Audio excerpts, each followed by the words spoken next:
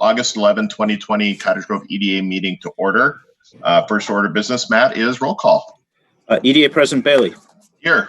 EDA Member Carey. Here. EDA Vice President Dennis. Here. EDA Member Myers. Here. EDA Member Pash. Here. EDA Member Smoot. Here. EDA Member Thewis. Here. All right. Next item on our agenda is approval of the minutes, which is number 3. 3.1 is approval of the June 30th, 2020 special EDA meeting minutes. If there are no changes or corrections, I will look for a motion to approve.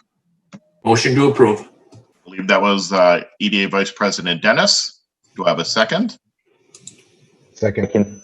Second, I think I saw Mr. Carey. All right, Matt, you need to do the roll again. EDA President Bailey. Aye. EDA Member Carey. Aye. EDA Vice President Dennis. Aye. EDA Member Myers. Aye. EDA Member Pash. Aye. EDA Member Smoot. Aye. EDA Member Thewis. Aye. All right, sounds good. Next on our agenda is number 4, which is business items. 4.1 is the economic development update and business inquiry. And I'm not sure, Matt, is that you or is it Christine? That is me, Mayor. All Thank right, you. there you go. EDA members are going to start out today with the Beige Book report. This came out in July 15th of last month. Overall labor markets remain volatile, but employment is up since the last report. Announcements of temporary and permanent mass layoffs rose in June in Minnesota. However, wage pressures were flat overall since the last report. Consumer spending has improved due to the recent federal stimulus and the reopening of many businesses closed by the pandemic. Overall levels of spending, however, are still down over since last year and pre-pandemic due to the COVID-19. Commercial construction is down moderately overall, with Minnesota construction firms reporting flat or falling levels of new projects out for bid. And then finally, manufacturing activity contracted slightly since the last report. Looking at our projects in that over in the business park, Airgas, this is phase 2 of the project, and it's consisting of installation of the mechanical cold boxes, which you may have seen go up, which are the larger towers, and then the tanks being installed on the site.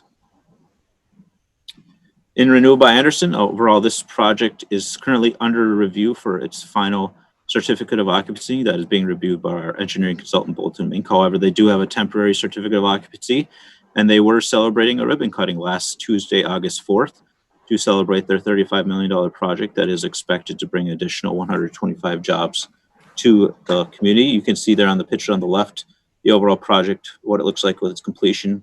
Again, it does have that connection tower. And then the picture on the right is the mayor celebrating that ribbon cutting last Tuesday with the executives over at Renewal by Anderson. Up North Plastics, contractors are completing the interior framing, sheetrock, rough-in plumbing, and rough-in heating on the site. Overall exterior metal cladding is also being done, and so slab work as well. Both those items are substantially complete. Extra space storage.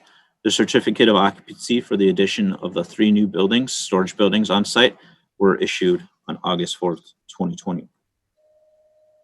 Another new project that is getting underway, Grove 80 Apartments. The building permits for this site, for this project, for the construction of the site grading utilities footing foundation was secured by the contractor.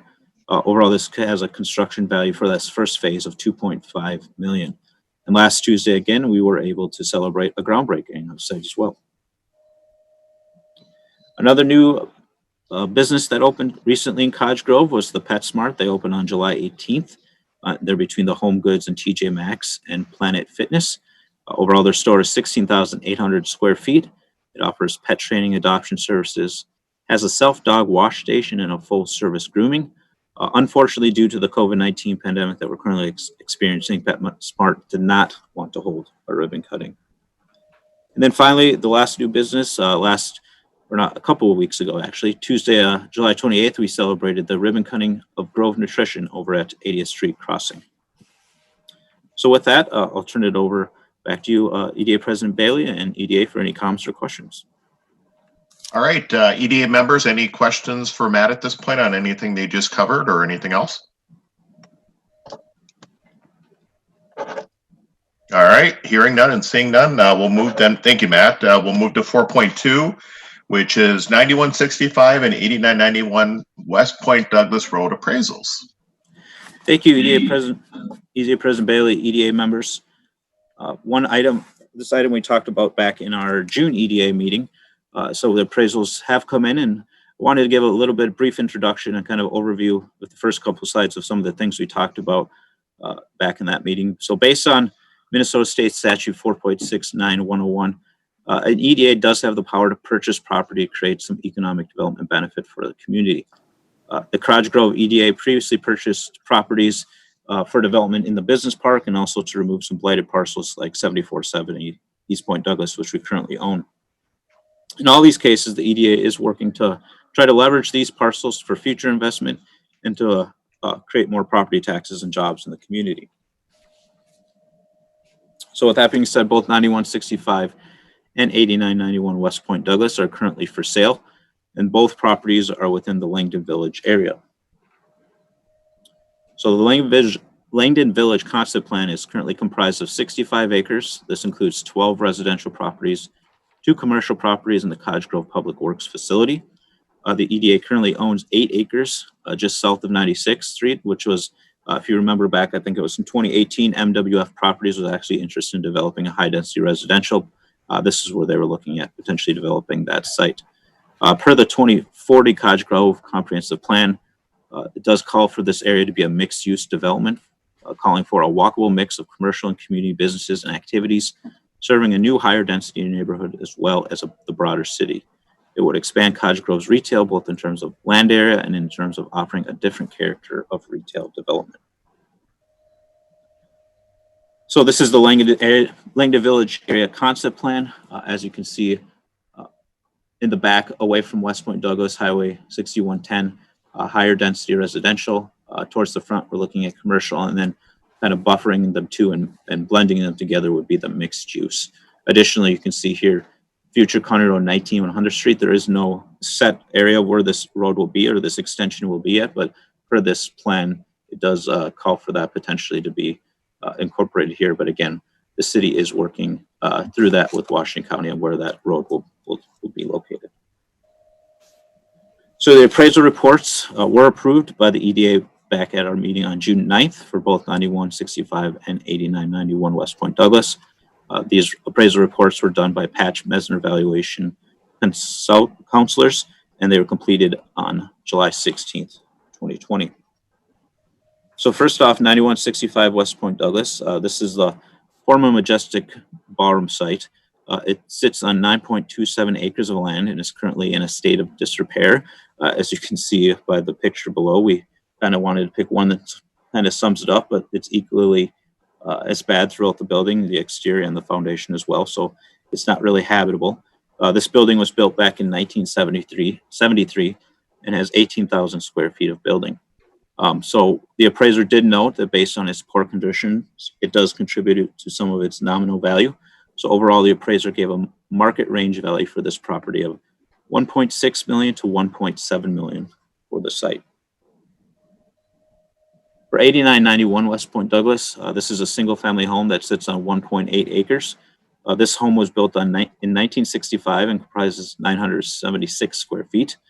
The home was inspected by the appraiser on June 24th, 2020, and given a market value range of $306,000.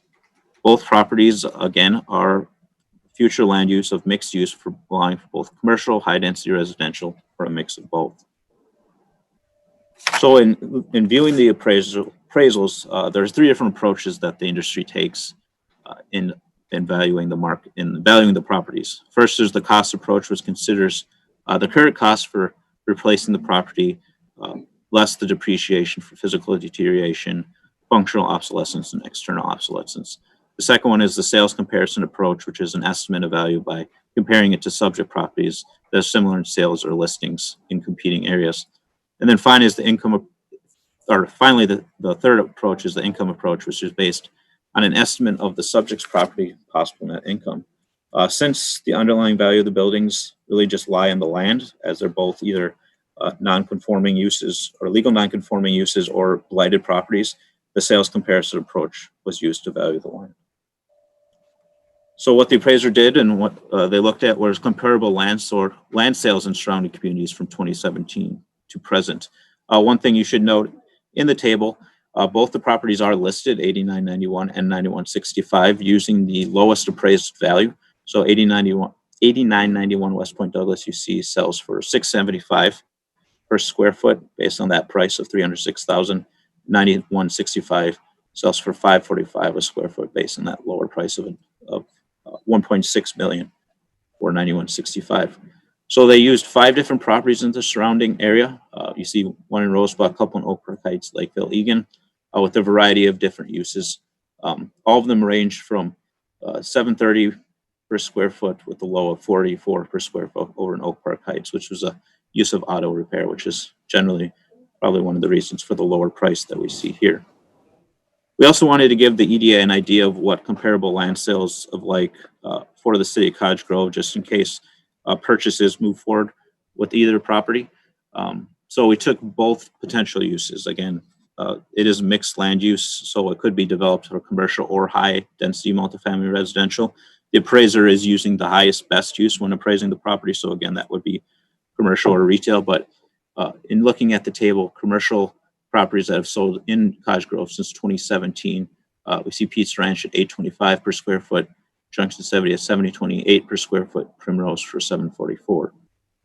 In looking at high density multifamily residential, the Legends of Cottage Grove that developed back in 2016, 2017 sold for $281 per square foot, and the second parcel that was developed sold for $535 per square foot.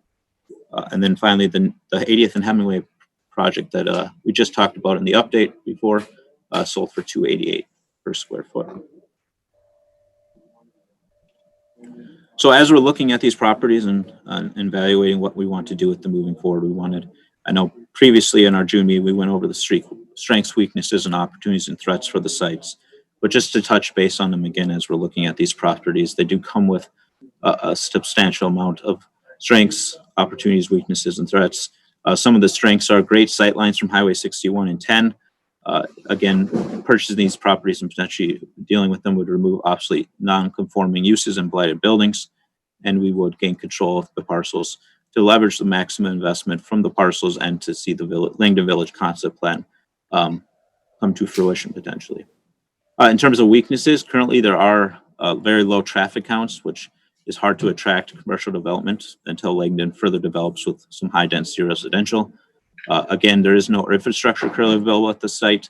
There's no secondary access to the site from Innovation Road, something that is generally what commercial developers want to see when they're looking at sites. And finally, there is no current or future plans for transportation at the site, which again helps attract high density residential. Some opportunities, long-term investment in the community, in purchasing these properties, if the city wants to develop the vision in terms of Langdon Village. The parcels also could be competitively priced to allow for development before more costly sites, potentially at 80th Street in Jamaica. And then again, potential in the future to purchase additional properties of the surrounding these two sites to further develop the Langdon Village concept plan. And then finally, in terms of threats, retail and restaurants, again, want to be as close as possible, generally to 80th Street in Jamaica. This could be seen as a little bit further away. Again, both properties have been on the market, with 9165 being on the market for a substantially long time, even during the period of an economic boom, if you will. And then Langdon Village may be looked over for shops at Cottage View, which could either deter shops at Cottage View or with its development moving forward if Langdon Village develops first. So another thing we wanted to make sure we gave the EDA upfront kind of cost for demolition, environmental costs of what these sites could potentially cost to be removed if they were purchased. If the EDA moves forward with their purchase, that is, the other opportunity is the buildings could be left on the sites if they were purchased. However, it does remove that opportunity and that potential strength of removing the blighted properties and the obsolete non-conforming uses for both properties. So quotes were solicited for both the demolition of the building. The demolition bids did include the abandonment of well and septic systems and the restoration of the area with 4 inches of topsoil and seed. And the environmental quotes include a phase 1 site assessment study and a pre-demolition hazardous building materials inspection, which would required by the state for any demolition of buildings. So taking a look at the table on the left, this is for 8991 West Point Douglas. The lowest demolition bid came in from JM Hauling LLC at $22,000, and the lowest environmental quote came in at $5,077 for Braun Intertech. For 9165, the lowest quote for demolition was $74,417 from JM Hauling, and for environmental, it came in from Wink at $5,877. So both of these tables demonstrate then the cost of what we're potentially looking at if the properties were purchased and we wanted to remove both the buildings or one or the other. Another issue for the site that we talked about is potential weakness is the infrastructure costs, and this poses a major challenge for development in the area. If infrastructure, specifically looking at a lack of sanitary sewer, water main, storm sewer, streets, and lighting.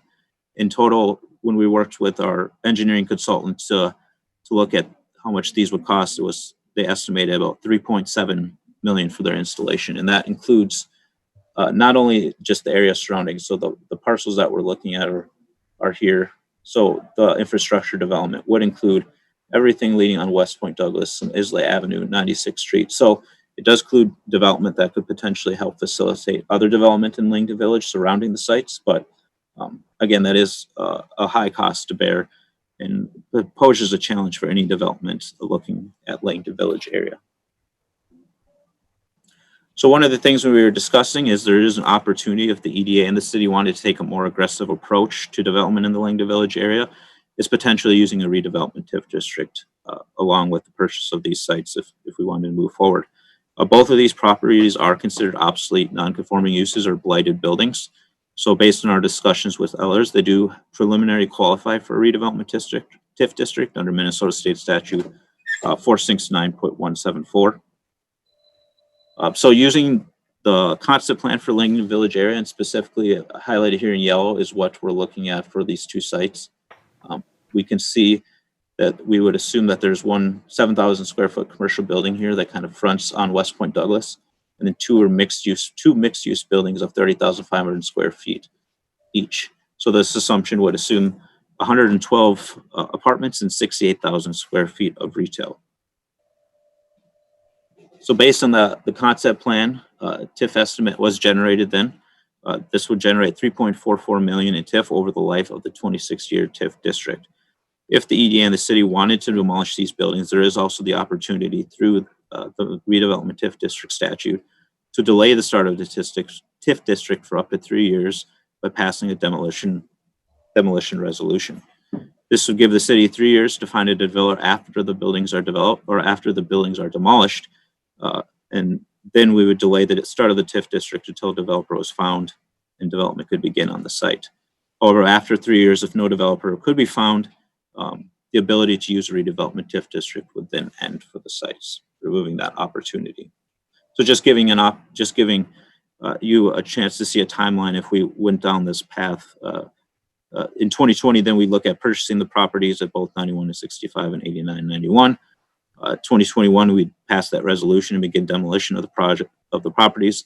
That would give us from 2022 to 2024 to market sites to developers. And then the development of the TIF district would start in 2025, with development potentially being complete by 2026. And then the redevelopment TIF district would run until 2051, again, with that potential to generate $3.44 million in potential TIF funds that could help pay for infrastructure and future development as well. So in conclusion, 8991, this property does have the potential to be sold and remain a single family home for the significant future. So what we believe, if the EDA and the city want to fulfill the Langdon Village vision, we believe it is the best interest for the city to purchase this property to remove that option from happening. This would allow us then to see the area redeveloped into commercial and or mixed use development in the future. This also prevents the city from potentially having to pay significantly more in the future for both the land, the building, and potentially the relocation expenses if we wanted to see this developed. This should, however, be seen as a long-term investment, especially if 9165 and what we want to do with that moving forward, which brings us to the more trickier question. One thing we really like to more see a facilitation of discussion of what the EDA would like to do Specifically, 9165 has been on the market for an extended period of time. Overall, some of the issues that maybe the city could address in the short term, I guess in quotation marks, is infrastructure and a second access point to Langdon Village from Innovation Road. But again, the site potentially does come with some very high environmental cleanup costs that we won't know until we begin inspections and some due diligence on the site. And then further, there are some long-term issues that do affect its development, such as low traffic counts that could hinder some commercial and retail development. And also, there's not any current planned public transportation to facilitate the high density residential that we'd like to see on site. So with that, we're asking for 2 recommendations before you today. First is to discuss what we'd like to see for the long-term plans for addressing 9165, whether that be to leave the property for private market to address. The second option could be, due to that potential high cost for environmental remediation, is begin negotiations for the purchase of site between $850,000 and $950,000 with a phase 1 site assessment and pre-demolition hazardous materials inspection needed before any final purchase agreement or anything is brought to the EDA. And then 3 would be to consider working with the building division to have the building condemned. The second recommendation that we are asking for by motion is to authorize the staff to begin negotiation environmental work for the purchase of 8991 West Point Douglas Road. So with that, I'll turn it over to EDA President Bailey and EDA members for comments, discussion, and questions. All right, thank you, Matt. Well, first of all, before I make any comments, is there any questions at the moment that any EDA member has for staff or Matt at this point? Mayor, I have a question. Yes, EDA Vice President Dennis. All right, thank you. Last week I talked with our city administrator, Jennifer, and had asked the question on the home site. I see there's a $25,000 cost factor for demolition of that. And I inquired if we could consider doing a burn of the property for our fire department. When you burn something down, typically there's a lot less material left to haul away. And the thought was that that could potentially dramatically reduce at least that portion of the cost factor. So I just wanted to bring that up and see if there was anything else that Jennifer might want to add into that, or any discussion on that particular point. Well, thank you, Mayor and members of the EDA. In regards to that, obviously we still have the environmental to remediate, so those costs remain the same. But yes, when we actually look at the overall structure, you can reduce the demolition cost because you've mitigated it down to primarily just the footing and foundation. And so there can be savings there.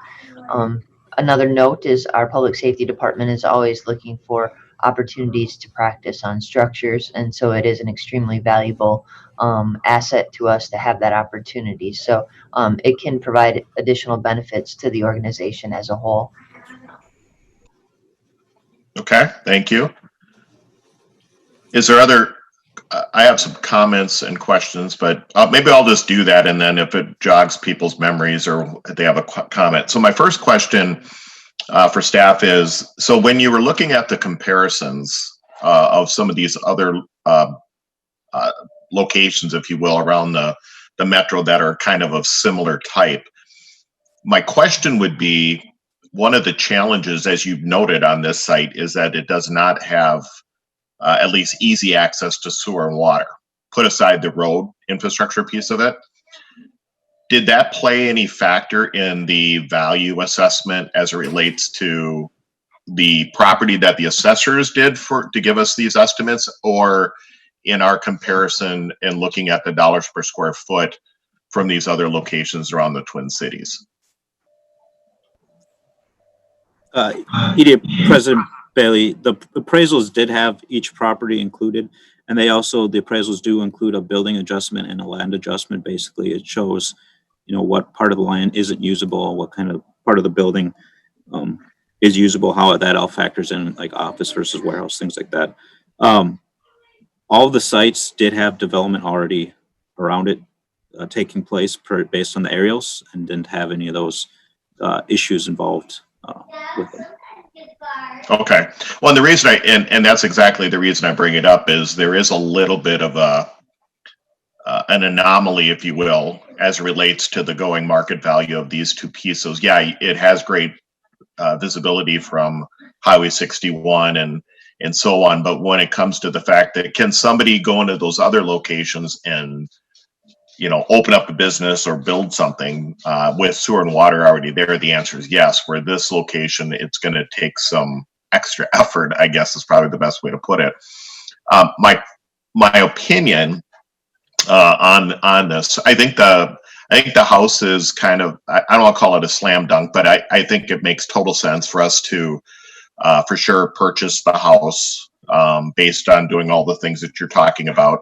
And, you know, should we end up, you know, being able to be the owner of that property, I think it makes total sense for us to, as Councilmember Dennis mentioned, EDA Vice President Dennis, sorry, Steve, to be able to, you know, look at different options. And if there is an opportunity for our firefighters to use it as a training opportunity, I think that would be great. And part of the reason I'm saying that is because it is in that unique spot that almost every single design that we've looked at for road connectivity kind of takes it through that property. And so one way or the other, we as a city would need it. Now, I would just share this real quick with the rest of the EDA too.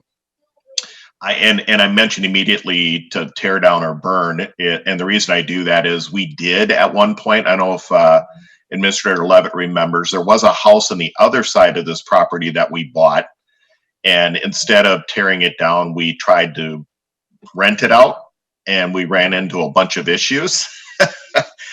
And so I don't think we want to do that down there.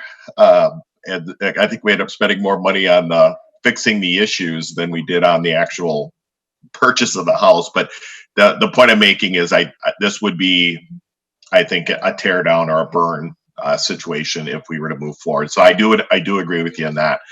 On the bigger property, one of the things that I think we've been trying to do over the many years, even prior to me being on the EDA, is to put parcels together, specifically in the Langdon neighborhood. And I apologize, Matt, I don't know if I noticed it or not, but we do have other properties beyond the public works facility that we do own in this particular area. And the whole idea with the Langdon Village at some point was, as parcels became available for purchase, if it made sense, you know, financially, meaning they're not gouging, we would look at acquiring those properties so we can put properties together. I'm not interested in spending 1.6 or 1.7 million for the property where the old Majestic Ballroom is. But do I have an issue with us giving them or trying to get a number of, you know, which I think you have up here, number 2 is 850 to 950 with an assessment? I would not have an issue with that. But and I don't know how you do this from a motion standpoint, if you will, guys, but if we were able to get it for the quote unquote lesser value, once the assessments of the environmental stuff is completed and we can get that building demolished and market the property and possibly do a TIF situation, I'd be fine with that. But if the EDA decides not to move forward with, or let's say the landowner, the owner of that property does not want to sell it to us for this range that we're looking at, then I believe we absolutely have to work with our building division to have that building removed. If there is something that's constantly brought up to me in our community, it's that eyesore. And it's better to have the land just sitting there empty than to have that building falling apart. It just does not give a good impression of Cottage Grove as you're driving through the community, especially when on the other side of us, Menards just expanded and invested in our community. It just, we have to do something with this building one way or the other. So, so again, my comment would be 2, and if 2 doesn't, on your recommendations, does not garner well, meaning they're not interested, then I think we let the property continue to sit, let them try to market it. And then 3, it would be us to get the building division to condemn the building and require removal. But I am 100% in favor of purchasing the house. I think at least that, and the value of that, I think, is in line with what we're looking for. All right, so now I'm finished. I don't know if staff had anything they wanted to say after my long comments there, or other EDA members. Mayor, I have a question. EDA member Hughes. So Matt, you said about the TIF district, and that if we put it in a TIF district, a redevelopment TIF district, and it doesn't sell within 3 years, then you lose that TIF district. Can they ever put a new TIF district on it, or is it just? I'm just kind of confused on that whole piece of it. So the EDA member Theus, the opportunity for a redevelopment TIF district, because of the situations of the building both being blighted and legal non-conforming uses, do for our preliminary conversations with others would qualify for that redevelopment TIF district. There is the opportunity through the state statute that allows us to basically tear down the buildings, pass the demolition resolution, and give us 3 years to find a developer to potentially develop the sites and still use the redevelopment TIF district. However, since the buildings are removed after that 3 years, if we didn't find a developer, that opportunity to use a TIF district or a redevelopment TIF district specifically, we would lose that opportunity after the 3 years. So that would be the only benefit to potentially buying the buildings per se and leaving them. But again, I think based on EDA President Bailey's comments, obviously with the situation of the blight, we'd want to look at removing them sooner rather than later. Okay, thank you. Actually, Mr. Theus brings up a great comment, and maybe I'll throw this back at either maybe Robin or Jennifer.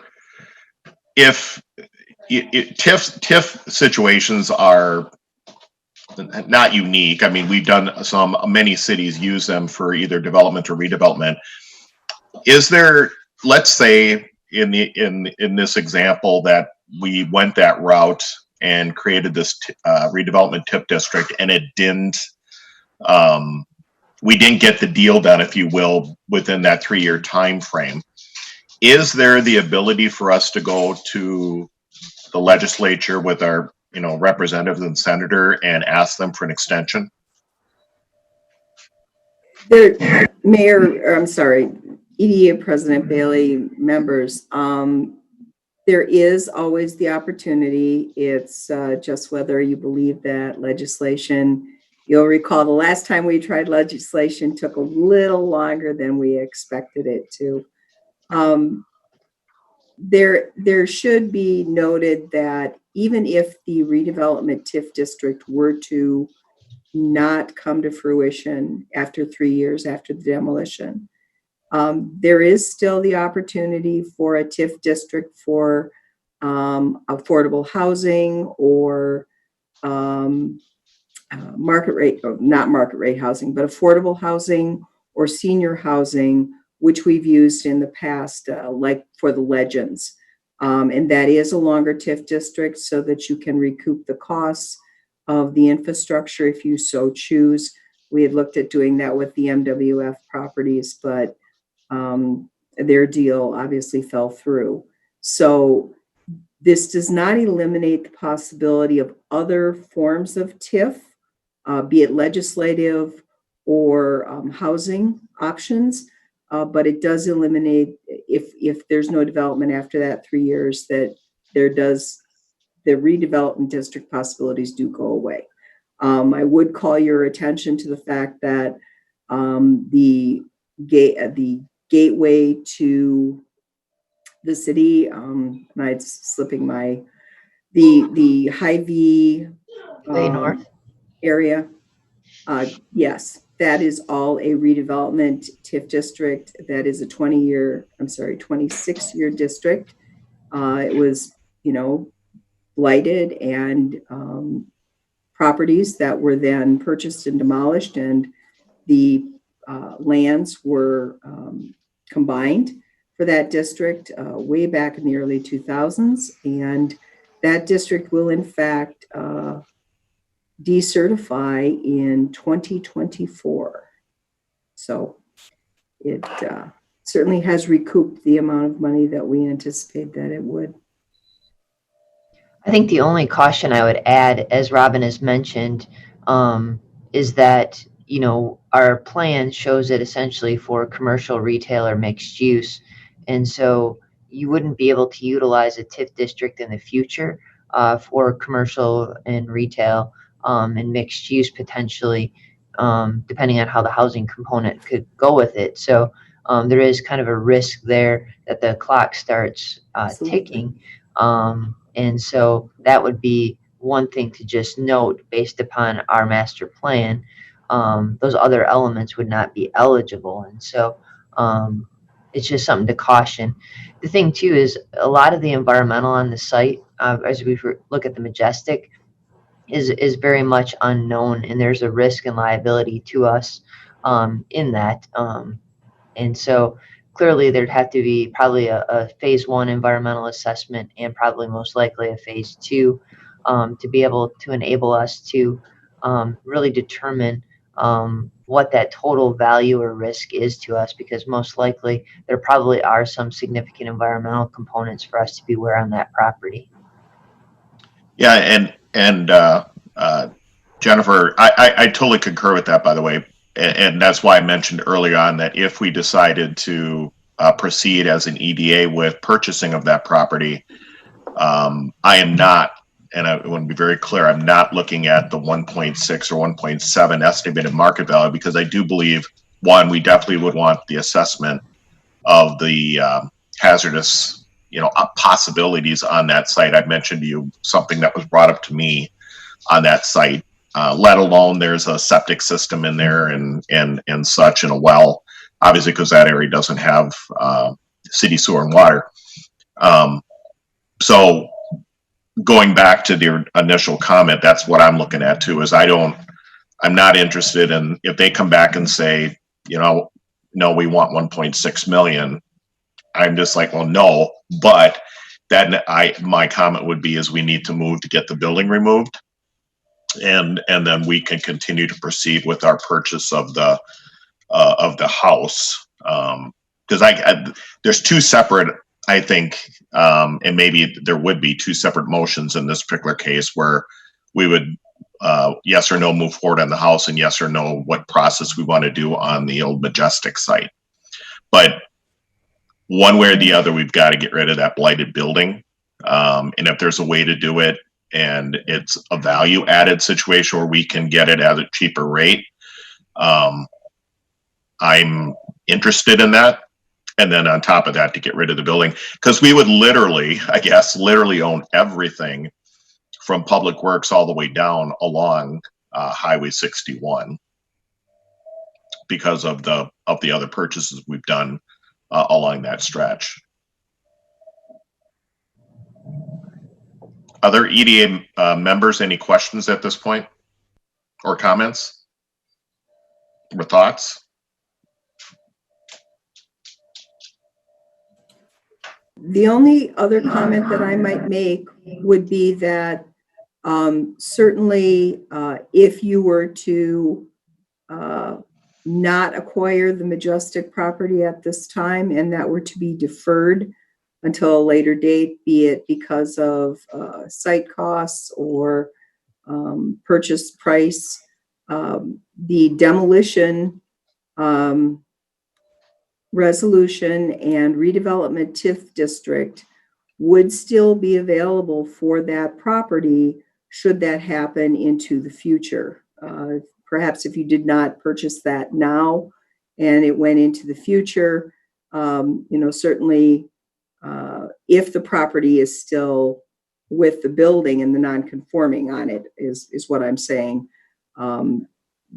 Frankly, the longer that sits there and the more non-conforming it becomes, it can extend the possibility of the redevelopment district into the future. Not a pretty option, I admit, but it still does exist. So I guess I know the one motion is obviously begin negotiations and environmental work for the purchase of the home, correct? 8991. That's the staff spec recommendation. The other one is, you know, I'm assuming it's giving you guidance, EDA. We're not literally voting today, or would not necessarily need to vote today to move forward with the purchase of that property. But my question maybe for staff, and maybe this is Jennifer, are we able to, in essence, go back to the person that's marketing or the company that's marketing this property and ask them about the 850 to 950 with the phase one assessment, or what's our option there?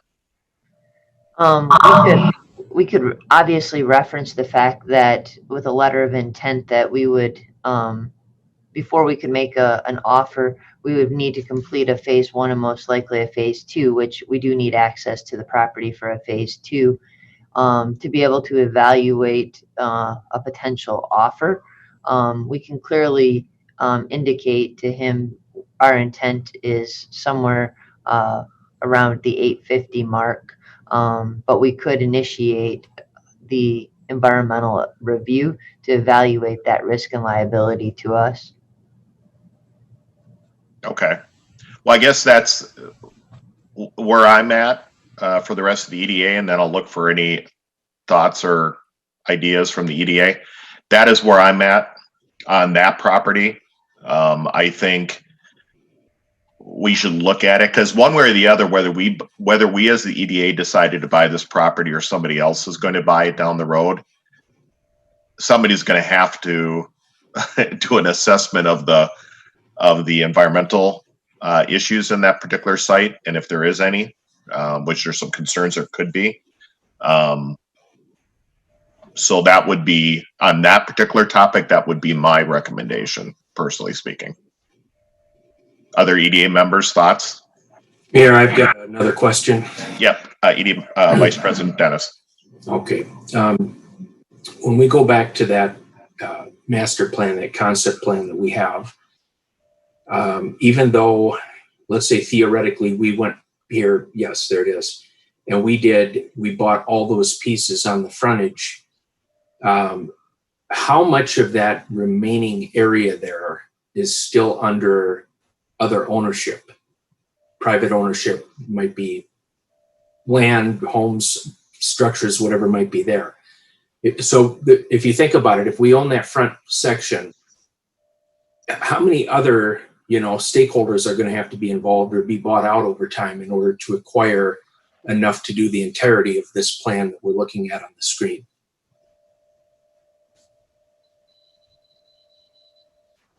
EDA Vice President Daly, I don't have exact acreages. I could just tell you that looking at this plan here, I believe you can see my mouse. So this is the area that we're looking at here. The EDA currently owns this chunk of land back here. The EDA currently owns this. The city owns this for public works. This is currently Acorn mini storage, but the bulk of the houses that still remain then after this section is right in this area. But I can get you a more defined acreage of what exists versus what doesn't exist. I'm not sure. Unfortunately, I don't have that in front of me of the acreage. Yeah, and it would just be neat to have a comparison, like an overhead shot from Google Earth or something, to show what's actually on there now, and then have this right next to it so we can see the two of them, and to know exactly what are the other challenges, or what other pieces of property would have to be obtained in order to bring this plan into fruition. Looking at the Majestic site, the last meeting I indicated some caution on it. I still have that concern. I don't know that the property owner is going to want to deal at 52 or 54 cents on the dollar. We could always ask, but I don't know that they would want to do that. I don't have any issues relative to purchasing the single homestead there.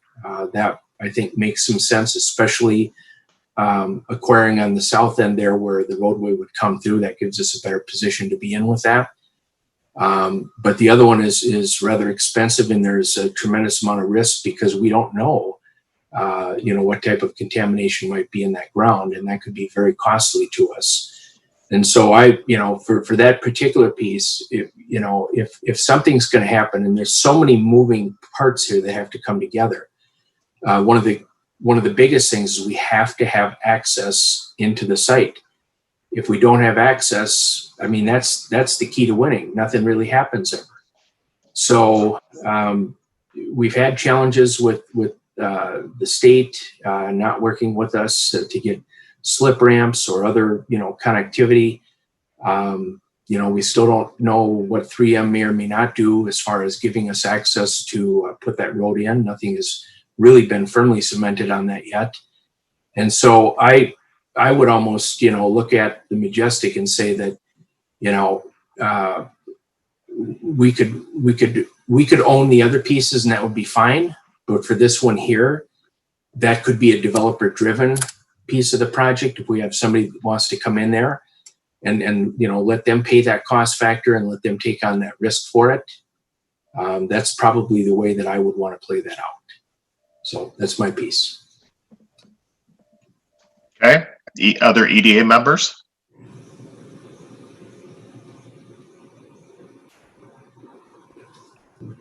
I would just add, I echo both the sentiments from Vice President Dennis and the mayor. I really think that building has to come down one way or another, right? But it feels like a lot of money to spend for not seeing the full plan.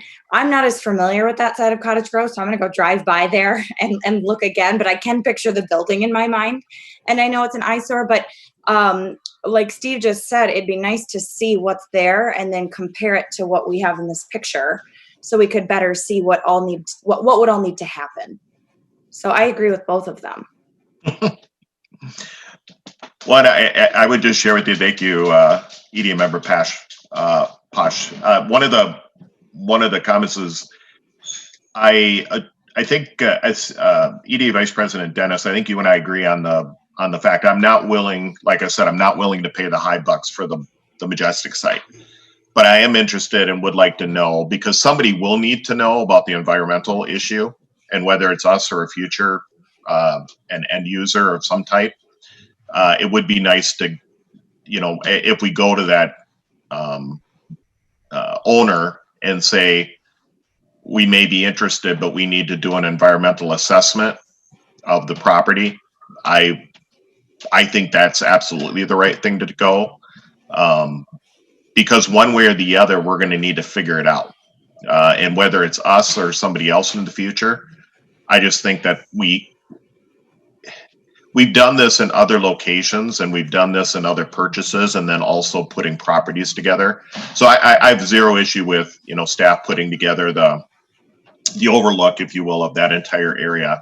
The other thing is with regards to just kind of looking out there right now, and as everybody is keenly aware right now, we're all kind of in a different time with how things are going in, both from an economy standpoint as well as, with COVID and all that kind of stuff. So even before that, retail has been changing, and the question will be, is this area, for what we thought it was going to be from a commercial standpoint, truly going to be as much commercial as we thought? And so there is my piece, and that's coming from me, which is probably somewhat rare, because I'm like, as more we can get commercial and such into our city, the better. But I'm also looking at, what are stores doing nowadays? They're downsizing. They're not getting these big boxes. They're just not happening anymore. They're smaller. They're smaller footprints. I think, in this particular location, maybe a restaurant or two along the frontage road there, and then have homes behind it, which is kind of what it's designed for, as you see. But I just don't know that the amount of retail that was initially estimated for this market or this area over there is really going to be the case. So just my 2 cents on that. I just don't think it hurts to at least go back to I don't think there's any negative to go to the developer and say, hey, we might be interested, but we need to get access to the site to check out the hazardous materials piece. Any other EDA members? Well, Mayor, why don't we just why don't I just make the motion here for 8991, and then I think we've been very clear, for staff in terms of, saying that you could reach back to that property owner and throw that additional pitch on it just to see what they come back on.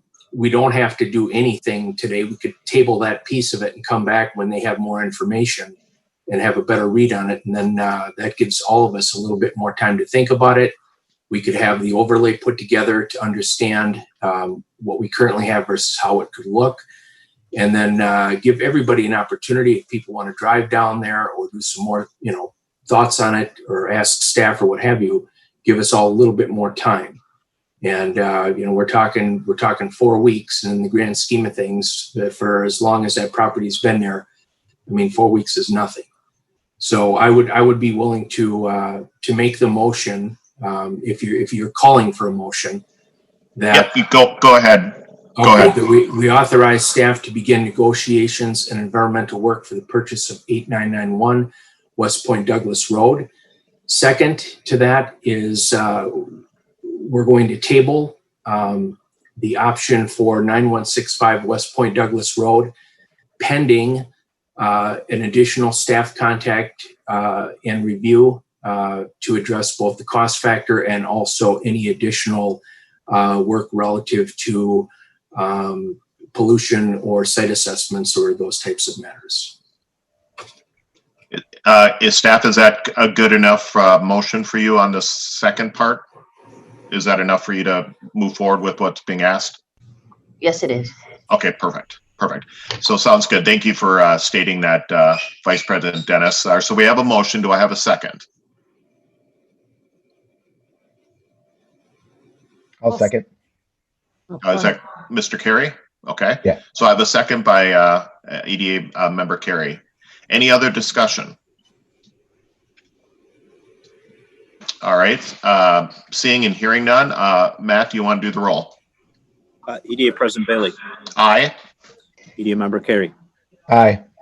EDA Vice President Dennis, Aye. EDA member Myers, Aye. EDA member Pash, Aye. EDA member Smoot, EDA member Thewis. Aye. All right. There we go. So we're moving forward to purchase one and getting some more information on the other. Perfect. All right. Next on our agenda is 5 is public hearings. There are none. 6 is other business. 6.1 is the EDA calendar, which I don't know that we had one in there. Did we? Did I miss it? I don't know that there was one, but if there was, Mayor, go given ahead. the fact with COVID, our calendar is a little non-existent of activities. So I was going to say, I didn't think I saw one. And then the next item here is 6.2, which is EDA comments. Is there any comments that the EDA would like to mention or discuss? Mayor, I do have a question. Yeah, absolutely. EDA member Dennis.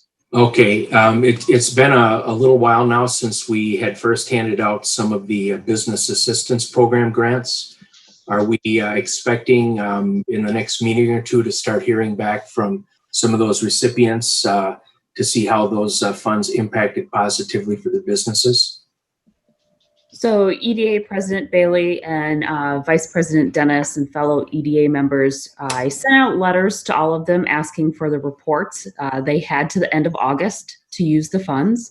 And then we gave them to the 1st of November to get those reports back. So as soon as I have those reports back, I hope to start seeing them trickle in. I will include them in the EDA packet for your review.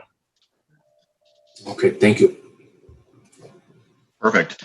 I have one item I'm going to just bring up for the EDA, but any other EDA comments at this point? The only comment I thought I'd just bring up to the EDA, because it's always pretty cool to hear positives, as was brought up earlier on by Matt at the beginning of the development updates. I had the opportunity to attend the official ribbon cutting of the expansion of Renewal by Anderson.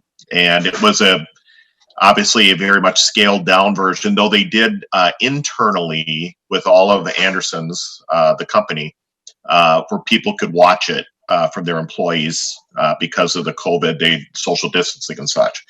And I just wanted to share with all of you, and by the way, Christine Costello, who's here obviously on this call with us, was also there with me, so it was just the two of us representing the city. And I just wanted to let all of you know, and then of course, once again with staff, mention the amount of accolades that were given to us, the EDA, the council, the staff, for the great work and how easy we are to work with to get jobs done.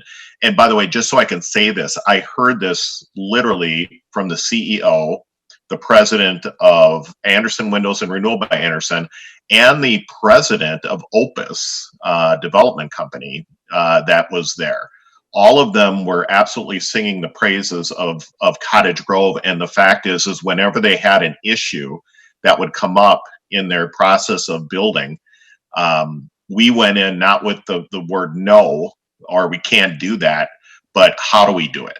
And they literally said that. So I just wanted to, in the presence of the EDA, so as people talk about our community and you hear things, it was very much, I like to call it a humbling experience, but also a very neat to hear these kind of companies and these kind of leaders out there talking about how amazing our staff and our city is to work with.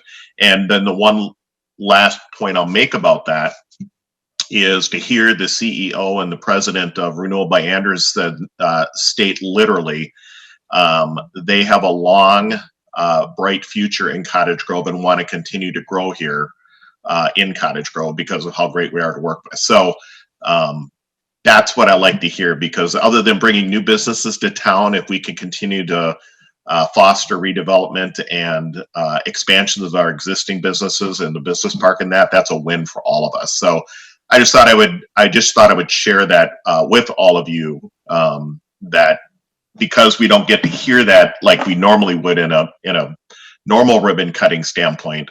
I just want to say kudos to staff and kudos to the EDA and the council for a job well done. So any other EDA council comments or requests? Or all right, not seeing any. 6.3 is response. I don't believe we had any. 7 is there are no workshops. So we're all the way to 8, which is adjournment. So who wants to make the motion to adjourn? A motion. All right, so I've got a motion to adjourn by EDA member Carey. I'll second. Second by EDA member Posh. All those in favor? Well, Matt, you need to do the roll officially, I guess. EDA President Bailey. Aye. EDA member Carey. Aye. EDA Vice President Dennis. Aye. EDA member Myers. Aye. EDA member Pash. Aye. EDA member Smoot. Aye. EDA member Thewis. Aye. Fantastic. All right, everybody, we are adjourned. Thank you. And